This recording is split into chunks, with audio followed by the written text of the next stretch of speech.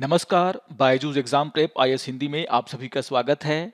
और आज हम 16 नवंबर के प्रमुख समाचारों पर आधारित कुछ प्रश्नों पर चर्चा करने वाले हैं। तो आइए शुरू करते हैं आज का डेली क्विज। आज के प्रश्नों पर चर्चा करने से पहले एक महत्वपूर्ण सूचना आप सभी के लिए है। आप सभी को ध्यान में रखना है कि हमारे साप्ताहिक अंतर्राष्ट्रीय संबंध का जो अगला सत्र है उसका प्रसारण आज रात 8 बजे से किया जाएगा हमारे यूट्यूब चैनल पर। तो आप सभी को ध्यान में रखना है टाइमिंग को, ताकि आप इस सत्र को ज्वाइन कर सकें। आइए अब आज के प्रश्नों पर चर्चा कर लेते हैं। यहां पर क्वेश्चन नंबर 1 है, जलवायु परिवर्तन प्रदर्शन सूचकांक यानी कि CCPI के संदर्भ में निम्नलिखित कथनों पर विचार कीजिए। और यहां पर आपको 4 कथन दिए गए हैं और आपसे पूछा जा रहा है उपयुक्त कथनों में से कौन सा कथन सही है। यहां पर पहला कथन है, इसका प्रकाशन संयुक्त राष्ट्र पर्यावरण कार्यक्रम यानी कि UNEP के द्वारा किया जाता है। तो हम यहां पर चर्चा कर रहे हैं जलवायु परिवर्तन प्रदर्शन सूचकांक को लेकर के। और आपको ध्यान में रखना है कि इससे जुड़ा हुआ जो न्यूज है वो इंडियन एक्सप्रेस में आया है, जहां पर आप देख सकते हैं कि ये जो क्लाइमेट चेंज परफॉर्मेंस इंडेक्स है उसे जो है जर्मन वॉच के द्वारा रिलीज किया जाता है, जो कि एक इंडिपेंडेंट डेवलपमेंट ऑर्गेनाइजेशन है। तो इसके आधार पर अगर देखा जाए तो यहां पर जो पहला कथन है वह गलत हो जाता है। आइए देख लेते हैं दूसरे कथन को। दूसरा कथन है, इस सूचकांक का मूल्यांकन 4 कारकों ग्रीन हाउस गैस उत्सर्जन, नवीकरणीय ऊर्जा का अंगीकरण, ऊर्जा उपयोग और जलवायु नीति के आधार पर किया जाता है। तो यहां पर आपसे यह पूछा जा रहा है कि आखिर यहां पर जो रैंकिंग दी जाती है देशों को, वो जो है किसके आधार पर दिया जाता है। आपको ध्यान में रखना है कि जब हम बात करते हैं जलवायु परिवर्तन प्रदर्शन सूचकांक की, तो यहां पर जो 4 कारक हैं उसको देख करके देशों को यहां पर रैंकिंग दी जाती है। और वो 4 कारक हैं ग्रीन हाउस गैस इमिशन, और इसे जो है 40% का वेटेज दिया गया है। इसके अलावा जो यहां पर दूसरा मानदंड है वो है रिन्यूएबल एनर्जी का उपयोग यानी कि नवीकरणीय ऊर्जा का उपयोग। तीसरा है एनर्जी यूज यानी कि ऊर्जा का उपयोग। और चौथा है क्लाइमेट पॉलिसी यानी कि जलवायु नीति। और यहां पर आपको वेटेज भी ध्यान में रखना है कि किस कारक को यहां पर कितना वेटेज दिया जाता है, जो कि आपके एग्जाम पॉइंट ऑफ व्यू से काफी महत्वपूर्ण है। और इसके आधार पर अगर देखा जाए तो यहां पर जो दूसरा कथन है वह पूरी तरीके से सही है। आइए देख लेते हैं तीसरे कथन को। तीसरा कथन है, नवीनतम CCPI वर्ष 2023 में मूल्यांकन किए गए देशों में भारत का स्थान 8वां है। तो यहां पर आपको ध्यान में रखना है कि जर्मन वॉच के द्वारा जो जलवायु परिवर्तन प्रदर्शन सूचकांक 2023, जिसे कि 14 नवंबर 2022 को जारी किया गया, उसमें भारत को जो है 8वें स्थान पर रखा गया है। आपको ध्यान में रखना है कि भारत को ये जो 8वां स्थान मिला है वह 59 कंट्री और उसके साथ साथ जो यूरोपीय यूनियन है इन सभी देशों के बीच में से दिया गया है। तो यहां पर आपको ध्यान में रखना है कि इस वर्ष का जो CCPI है उसमें भारत को 8वां स्थान दिया गया है। इसके पहले भारत का इसमें जो है 10वां स्थान हुआ करता था। तो इसके आधार पर अगर देखा जाए तो यहां पर जो तीसरा कथन है वो भी पूरी तरीके से सही है। आइए देख लेते हैं चौथे कथन को। चौथा कथन है, CCPI वर्ष 2023 में संयुक्त राज्य अमेरिका प्रथम स्थान पर है। तो यहां पर आपको ध्यान में रखना है कि जब हम रैंकिंग की बात करते हैं तो यहां पर यह कहा गया है कि इस रैंकिंग में जो अमेरिका है उसे जो है 52वें स्थान पर रखा गया है, 52 रैंक पर रखा गया है। अगर हम सबसे अच्छा प्रदर्शन करने वाले देशों की बात करें तो उसमें डेनमार्क और स्वीडन सबसे ऊपर हैं। तो यहां पर आपको ध्यान में रखना है कि अमेरिका को जो है यहां पर 52 रैंक दिया गया है। और इसके आधार पर अगर देखा जाए तो यहां पर चौथा कथन पूरी तरीके से गलत है। यानी कि क्वेश्चन नंबर 1 का आंसर होगा आपका ऑप्शन नंबर बी। यहां पर दूसरा और तीसरा कथन सही है, पहला और चौथा कथन गलत है। तो बहुत ही इंपॉर्टेंट न्यूज है ये, इसको आप लोग जरूर ध्यान से पढ़ेंगे। आइए अब क्वेश्चन नंबर 2 पर चर्चा कर लेते हैं। क्वेश्चन नंबर 2 है, आतंकवाद के वित्त पोषण का मुकाबला करने हेतु मंत्री स्तरीय सम्मेलन के बारे में निम्नलिखित कथनों पर विचार कीजिए। और यहां पर आपको 2 कथन दिया गया है और आपसे पूछा जा रहा है उपयुक्त कथनों में से कौन सा कथन सही है। यहां पर पहला कथन है, भारत सरकार का गृह मंत्रालय इस सम्मेलन का आयोजन करता है। तो यहां पर हम बात कर रहे हैं आतंकवाद का वित्त पोषण का मुकाबला करने हेतु जो मंत्री स्तरीय सम्मेलन है उसके बारे में। इससे जुड़ा हुआ जो न्यूज है वो द इंडियन एक्सप्रेस में आया है। और यहां पर आप देख सकते हैं कि इस सम्मेलन को जो है होम मिनिस्ट्री के द्वारा होस्ट किया जा रहा है। और इसके आधार पर अगर देखा जाए तो यहां पर पहला कथन पूरी तरीके से सही है।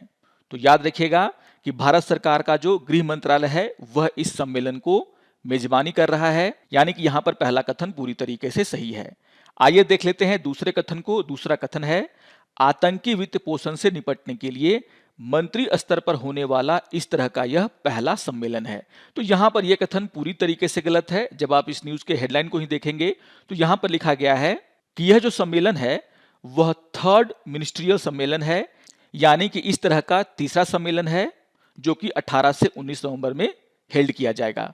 यानी कि यहां पर जो दूसरा कथन है वो गलत है और इसीलिए क्वेश्चन नंबर 2 का आंसर होगा आपका ऑप्शन नंबर ए। यहां पर सिर्फ पहला कथन ही सही है। तो इस न्यूज को भी आप जरूर ध्यान से पढ़ेंगे, बहुत ही इंपॉर्टेंट न्यूज है ये। आइए अब क्वेश्चन नंबर 3 पर चर्चा कर लेते हैं। क्वेश्चन नंबर 3 है, निम्नलिखित राज्यों को उनके पूर्ण राज्य का दर्जा प्राप्त करने के क्रम, यानी कि पहले से बाद के क्रम में व्यवस्थित कीजिए।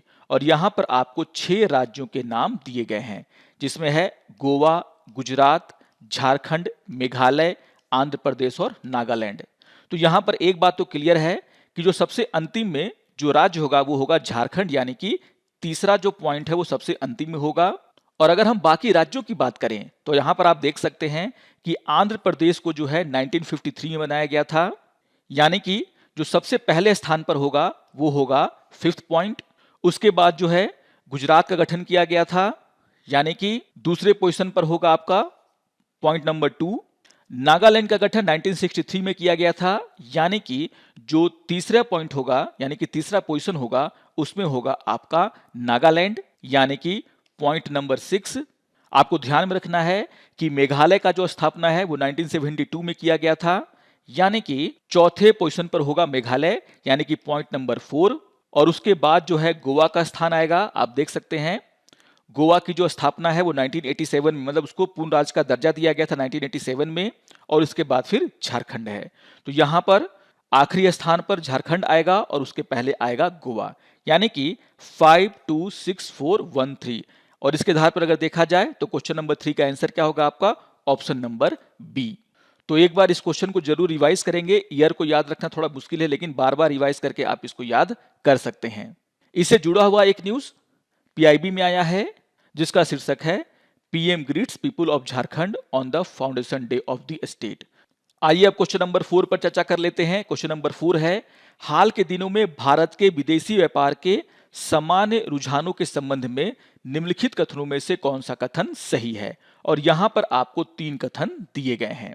यहां पर पहला कथन है, मूल्य के आधार पर वस्तु खंड में भारत निर्यात से अधिक आयात करता है। तो यहां पर हम बात कर रहे हैं विदेशी व्यापार को लेकर के जो रुझान आए हैं उसको लेकर के। आपको ध्यान में रखना है कि इससे जुड़ा हुआ जो न्यूज है वो पीआईबी में आया है, जहां पर अक्टूबर में जो इंडियन फॉरेन ट्रेड है उसको लेकर के न्यूज दिया गया है, डेटा दिया गया है। और यहां पर जो डेटा दिया गया उसमें अगर हम देखते हैं तो आप देख सकते हैं कि भारत का जो मर्चेंडाइज एक्सपोर्ट और इंपोर्ट है उसमें आपको देखने को मिलेगा कि अप्रैल से अक्टूबर के बीच में भारत का जो मर्चेंडाइज एक्सपोर्ट है वह 263.35 बिलियन रहा है, जबकि अगर हम इंपोर्ट की बात करें, आयात की बात करें, तो वह 436 बिलियन के आसपास है। और इसके आधार पर अगर देखा जाए तो यहां पर पहला कथन पूरी तरीके से सही है, यानी कि वस्तु खंड में भारत का जो आयात है वो क्या है, निर्यात से अधिक है। यानी कि यहां पर पहला कथन पूरी तरीके से सही है।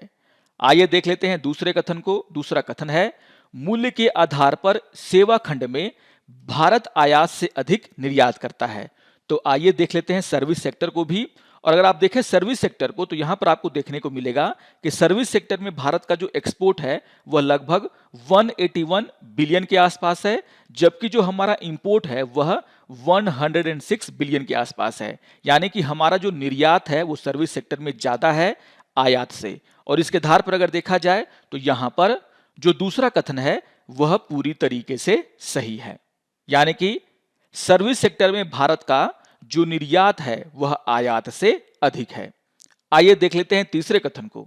तीसरा कथन है, आमतौर पर सेवा खंड से प्राप्त व्यापार अधिशेष वस्तु खंड में हुए व्यापार घाटे को पूरा करने में सक्षम होता है, जिसके परिणाम स्वरूप भारत का शुद्ध व्यापार अधिशेष प्राप्त होता है। तो ये कथन गलत है। आप यहां पर देख सकते हैं कि भले ही मर्चेंडाइज में भारत का जो एक्सपोर्ट है उसके इंपोर्ट से कम है, यानी कि यहां पर जो हम आयात करते हैं वो काफी ज्यादा है। सर्विस सेक्टर में हमारा जो एक्सपोर्ट है वो ज्यादा है, लेकिन वो इतना अधिक नहीं है कि जो घाटा होता है यहां पर उसको वह पूरा कर सके। आप यहां पर अगर मर्चेंडाइज और सर्विस दोनों को मिलाकर के ओवरऑल ट्रेड को देखते हैं तो हमारा जो इंपोर्ट है वो ज्यादा होता है एक्सपोर्ट के मुकाबले, यानी कि यहां पर हम डेफिसिट में हैं, अधिशेष में नहीं है। और इसके आधार पर अगर देखा जाए तो यहां पर जो तीसरा कथन है वो क्या है, गलत हो जाता है। यानी कि क्वेश्चन नंबर 4 का आंसर होगा आपका ऑप्शन नंबर ए। यहां पर पहला और दूसरा कथन क्या है, सही है। तो बहुत ही इंपॉर्टेंट डेटा यहां पर इस न्यूज में दिया गया है जिसको कि आपको जरूर नोट डाउन करना है। इस न्यूज को आपको जरूर से रिवाइज करना है, पढ़ना है। आइए अब एक प्रीवियस क्वेश्चन पे चर्चा कर लेते हैं और ये क्वेश्चन 2019 से पूछा गया था। क्वेश्चन नंबर 5 है, भारत के संविधान के किस अनुसूची के अधीन जनजातीय भूमि का खनन के लिए निजी पक्षकारों को अंतरण, अकृत और शून्य घोषित किया जा सकता है? यहां पर आपको ध्यान में रखना है कि जिन अनुसूचियों की यहां पर नाम लिखी गई है उनमें जो इसका आंसर होगा वो होगा आपका 5वीं अनुसूची, यानी कि ऑप्शन नंबर बी, जो कि जनजातीय भूमि से जुड़ा हुआ है। तो याद रखिएगा क्वेश्चन नंबर 5 का आंसर है आपका ऑप्शन नंबर बी। आइए अब आज के तथ्य के ऊपर चर्चा कर लेते हैं और आज हम चर्चा करने वाले हैं लीड आईटी समिट के ऊपर। और इससे जुड़ा हुआ एक बहुत ही इंपॉर्टेंट न्यूज पीआईबी में आया है जहां पर लीड आईटी समिट को लेकर के चर्चा हो रही है, जो कि इंडिया और स्वीडन के द्वारा कोप 27 में आयोजित किया जाने वाला है। अगर हम लीड आईटी समिट के बारे में बात करें तो इसका फुल फॉर्म होता है the leadership group for industry transition, जिसको हम लोग बोलते हैं लीड आईटी। अब इसका काम क्या है? इसका काम है उन देशों और कंपनियों को इकट्ठा करना जो कि पेरिस समझौते में जो लक्ष्य रखे गए थे उसको हासिल करने के लिए प्रतिबद्ध हैं। आपको ध्यान में रखना है कि सितंबर 2019 में संयुक्त राष्ट्र जलवायु सम्मेलन में स्वीडन और भारत के द्वारा इसे लॉन्च किया गया था और इसका जो समर्थन है वह विश्व आर्थिक मंच भी करता है। अब जैसे हम इसके उद्देश्यों की बात करें तो इसका उद्देश्य है कि वैसे इंडस्ट्री जहां पर कार्बन डाइऑक्साइड का उत्सर्जन ज्यादा होता है वहां पर किस तरीके से नई टेक्नोलॉजी को लाया जाए, क्या उपाय किए जाएं जिससे कि जो कार्बन का उत्सर्जन है उसको कम किया जा सके। और उसको लेकर के इसमें शामिल जो देश हैं वो एक दूसरे का जो है यहाँ पर समर्थन करते हैं, राय देते हैं, एडवाइस देते हैं। तो इसका जो मेन उद्देश्य है वो ये है कि किस तरीके से जो इंडस्ट्री है जहां से भारी मात्रा में कार्बन डाइऑक्साइड का उत्सर्जन होता है तो उस उत्सर्जन को हम यहां पर कैसे कम कर सकें, इसे ही कहा गया लीड आईटी समिट। तो यहां पर इन सभी बातों को आपको ध्यान में रखना है। तो आशा करता हूं कि आप सभी को आज का ये डेली क्विज पसंद आया होगा। सारे क्वेश्चंस बहुत ही महत्वपूर्ण हैं, इनको आप लोग जरूर रिवाइज करेंगे, इससे जुड़े हुए न्यूज को आप लोग जरूर पढ़ेंगे। और अगर आपको ये वीडियो अच्छा लगे तो आप जरूर इसको लाइक करें, शेयर करें और दूसरों को भी सब्सक्राइब करने के लिए प्रेरित करें। तो मिलते हैं डेली क्विज के अगले अंक में, तब तक के लिए नमस्कार और धन्यवाद।